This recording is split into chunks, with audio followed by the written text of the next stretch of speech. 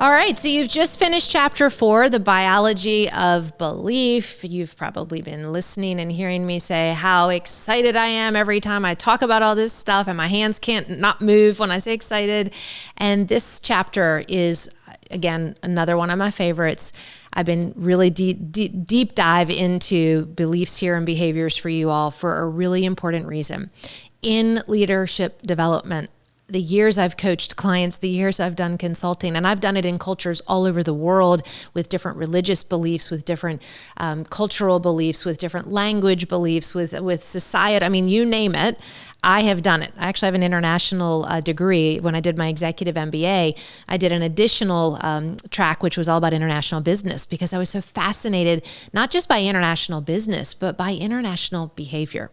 So this is a real passion of mine. And if you've known me before and worked with me, or you've read my background, you know I have a very, very diverse background in health and well-being, in the executive leadership, narrative coaching, strength finders, and then mindfulness meditation, primordial sound meditation, deep dive into the inner workings, the inner MBA, all of those sandwiched together in this chapter. And they sandwich together when I do coaching and consulting with clients and companies. And it's because beliefs drive behavior.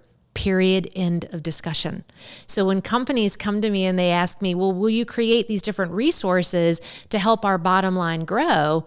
I now say no, not without first checking what is it that you believe and what behaviors and beliefs do your team and do your company at a large. What do you all believe? And the belief part's important, not because I'm trying to assess what the different dogmas are, but I know that there are belief systems that come into play in implementing strategic plans, in holding people accountable, in moving projects across the finish line. Anytime a founder or a CEO or an executive team has a complaint to me, usually that complaint is also a little bit underneath the surface, is something that leader can work on growing and evolving within themselves to make sure that their behavior and their belief systems support the bottom line or some of the business structures that they're saying aren't working.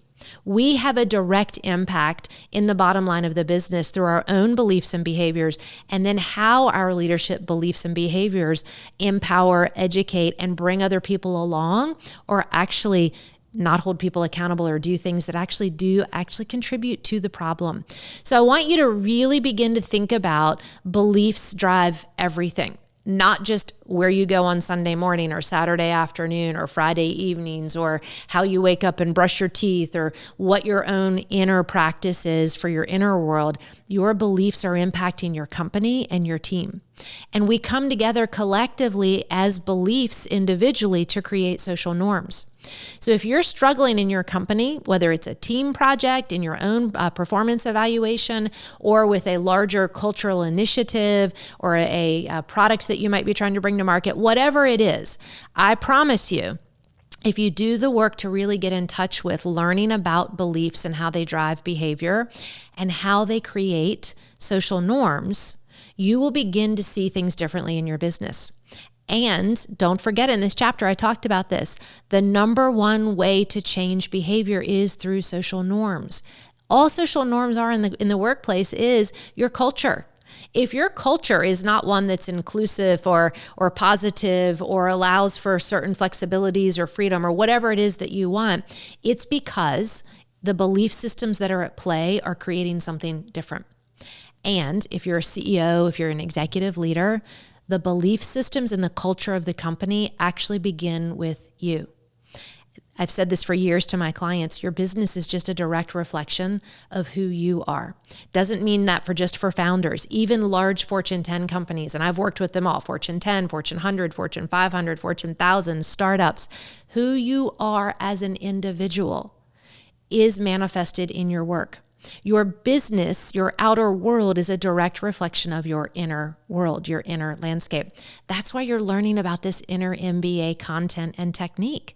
So self-regulation, self-management, self-inquiry, every chapter you're going to be reminded about that. Do you even hold a belief system where you see value in cultivating the skills to become more self-aware? If you don't, we need to talk about building a belief system to get you to where you can do that. Now, do you start to see in leadership? I can't tell you the years people have come to me and said, well, and I'm making up names, and I know Bob's and Susan, and so none of these are actually real people with real. I'm mixing them all up. But if someone comes in and says, Cheryl is not doing what we want her to do as a leader, my first question isn't to go attack Cheryl and stuff a whole bunch of information down Cheryl's throat. My first question is, well, let's find out what Cheryl believes about her own self and about leadership and about the role she's in, and then talk about what her strengths are. And let's look at her patterns of behavior so we can understand where there's similarities, where there's disconnections. So are you starting to see how it's building? All of our health choices, all of our health behavior is an outward reflection of what's going on inside of us. Now you've been learning to tippy-toe a little bit into understanding, well, what is going on inside of me? A lot of thoughts. What are those thoughts creating consciously and unconsciously? Emotions. What are those emotions driving? Behaviors that are literally operating off of patterned belief systems that you've had inside of you most of your life. Did you know that 90% of your pattern behaviors and belief systems are built between the age of 2 and 7? So you show up as a leader, you've got the best intention to come to work every day, but when stress hits you, what happens is you revert back to a lot of those patterns that you learned in a childlike state.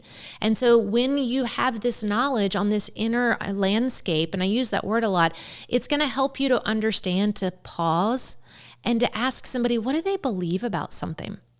So in the workplace, before you want to create a little more dissonance and attack somebody for not doing the work or for showing up in a way that you don't understand or it doesn't make sense, stop and ask yourself, well, what belief am I holding and what beliefs at play for me? And maybe in a very safe and kind way, ask that person what belief is driving their behavior, their thoughts, their feelings, what they're doing. And again, I mentioned this before, but I want to bring this back. When I started in the behavioral change space, and that was my first undergraduate degree, and moved into health and wellness, I did that because I always loved being outside as a kid. So you've heard a lot about my personal story. And there's value in my personal story being woven through this work because it reminds you that I'm human too, just like you are. But it hopefully reminds you, you have a human story, and so do the people that you work with and for, and that work for you. And so our humanness is important to understanding how all these belief systems were built. If somebody's not performing on your team the way that they might need to perform, the first question in the inner MBA world is to back up and ask that person, what beliefs are they operating? Do they even know what they're thinking and what that emotional feeling is that's coming from that? And then what behavior is showing up as a result? You don't have to become a behavior change expert, but I will tell you this, in the years that I've been doing this and in the early years of behavior change, the question would pop up for me, why are we focusing on holding the beach ball underwater and forcing someone to choose a different behavior? Why aren't we backing all the way up to understand what's driving the behavior? And remember, a belief is just a thought you keep thinking to the point you don't even realize you're thinking it anymore. So in this work, I want to give you enough awareness to just stop and remind yourself, what am I thinking? What feeling is that creating? What behavior is a result of that?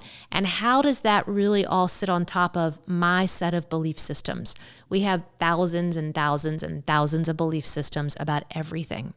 But just because I believe something different than you believe, or that someone else believes something different than you believe, doesn't make them less of a human being.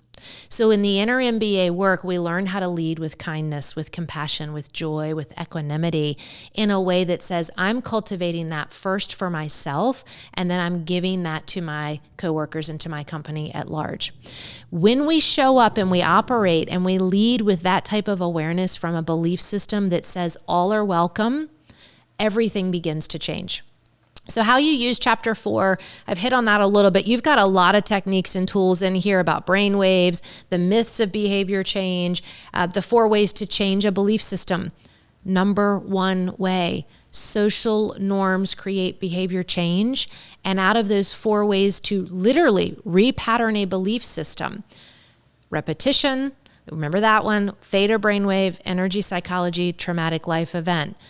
I really encourage everybody to partner the first two together. So we're going to talk about repetition is good, but you've learned enough if you've been listening and reading. It's not enough. Our human behavior doesn't stick that long for us and doesn't stick around. We get bored. We don't want to keep doing it. That second one, that theta brainwave where I talked about mindfulness, you're going to get a little deeper dive coming up in chapters 5 and 6 about why and how mindfulness is so powerful in our belief systems and in rewinding, rewriting, and rewiring new belief systems. And that's not just for people on the outside that are outside of the corporate world. You as a leader might need to work at rewiring and maybe even rewriting some belief systems to show up and to level up and step up your leadership game, no matter what your role is in the company. And we're going to get into that as we move into chapter 5. So I'll see you over there. We're going to be talking about it's not about willpower. I look forward to seeing you there.